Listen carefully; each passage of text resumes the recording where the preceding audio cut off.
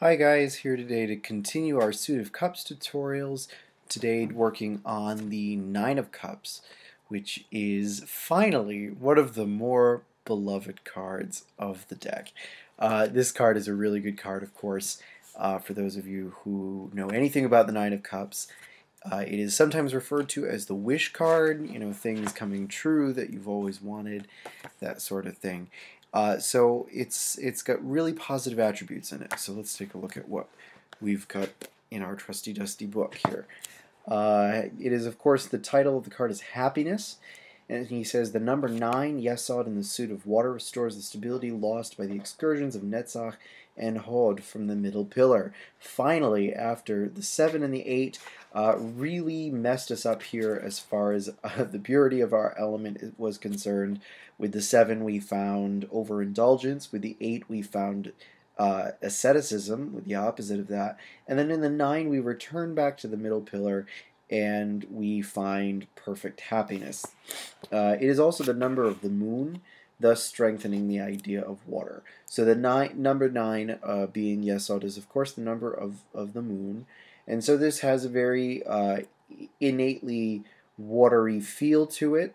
The number 9 works really well with Pisces here. Works really well in the Suit of Cups, I guess, in general, is a better way of thinking about it. In this card is the pageant of the culmination and perfection of the original force of water. So this is the completion, the fulfillment of the original objective and goal, which was love in the Two of Cups. So really, this is the fulfillment of that distinctly Crowleyan objective of love is the law, love under will. This represents the fulfillment of that, the object of love having been attained, having been absorbed in a way. Whatever it is you have pursued it in such a way that there is no more that you can possibly ask out of it. It's given you everything, all the joy that it can possibly give you. Okay, the ruler is Jupiter in Pisces.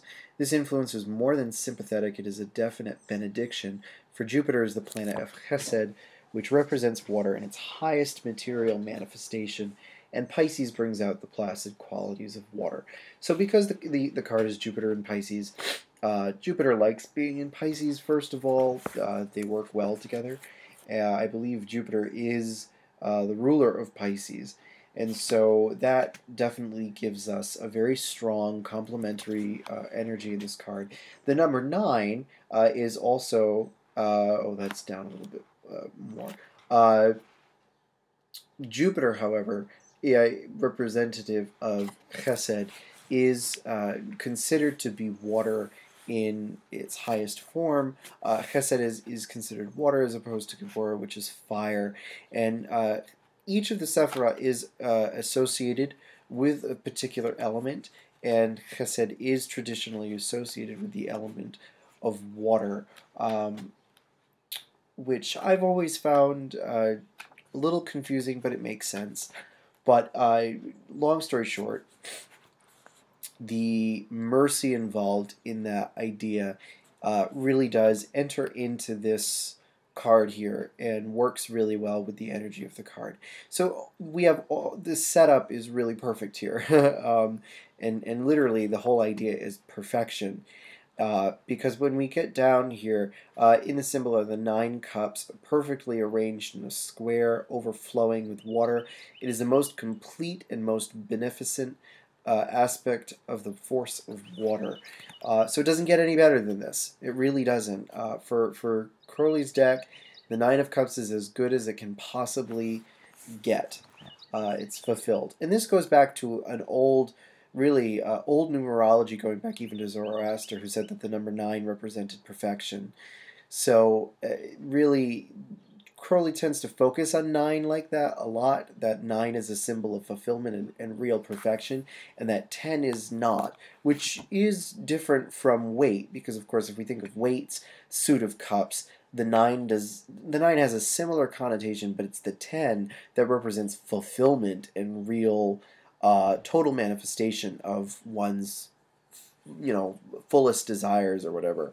Um, that is not part of this deck. The 10 means a very different thing in this deck.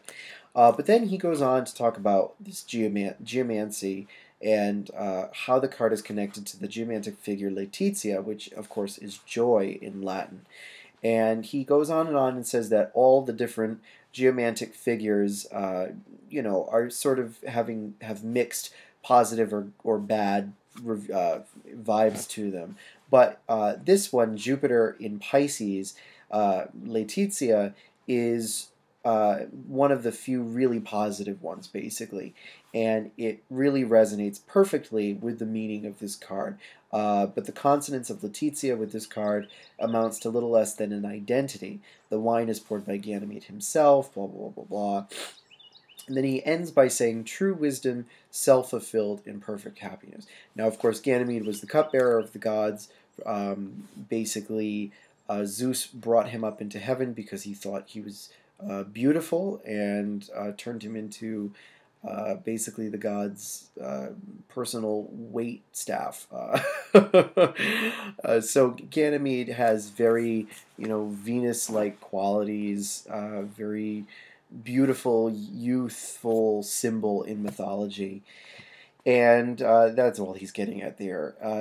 But this bit about true wisdom, self-fulfilled, and perfect happiness is really just another way of saying you can replace the word wisdom with will, and you can say true will, self-fulfilled, in perfect happiness. Now, perfect rather, it comes from the fact that it's the number 9, and happiness comes from the title of the card.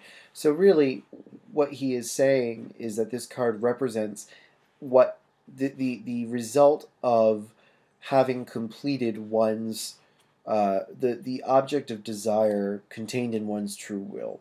It's following that true will in very much the sexual understanding of one's true will, because that's really what he was seeing it as, I think, being an extension of the Six of Cups, which we talked about was, very sexual in nature. This is in some ways the fulfillment of that, but it regains this more, well, I don't want to say spiritual. It isn't as perhaps as literally carnal, because this can extend really to pursuing any form of happiness represented by the aim of your true will, which does not necessarily have to do with sex. Our sexuality, I think, sometimes, oftentimes represents in different ways aspects of our true will, and is in some ways a manifestation of our true will. And so really learning to understand that part of you is important in understanding yourself and your true identity and that sort of thing, which is why I think Crowley was so obsessed with the idea of it. But really this is a little more broad than that. It isn't quite as limited to that as the Six of Cups is. It just doesn't have the same sexual connotations. But it does regain this connection with true will because we're back on the middle pillar. So we've regained balance, we've hit the number of perfection, all the symbols line up really well with each other, everything is consonant. It really is one of the few cards in the deck that is wholly perfect. There really is nothing wrong with it. Everything adds up and makes for a really powerful combination of positive energy and just good fortune, good luck. It's a great card to get in a reading for these reasons. So basically, in a reading, that's what it represents. The fulfillment of someone's happiness, the fulfillment of a desire that someone's always had. It really is like a wish being fulfilled, something that someone's been praying for or asking for or wanting for or wishing for a long time has finally been given to them, or their prayer has been answered in some way. That's usually how I tend to see it. Wishes being fulfilled, desires being fulfilled, and really fulfilled. It doesn't get much better in this deck. Okay, so I hope that explains that. If you have any questions, comments, leave them below. Don't forget to like, subscribe, etc. And follow me on Twitter at princeofcups518.com. And you can also visit my new website, polyphonictarot.com to book a reading with me, or to just catch up on blog posts that I have, deck reviews, book reviews, recommended reading, that sort of thing. Alright, so thank you very much guys for watching, appreciate it as always, and take care. Bye.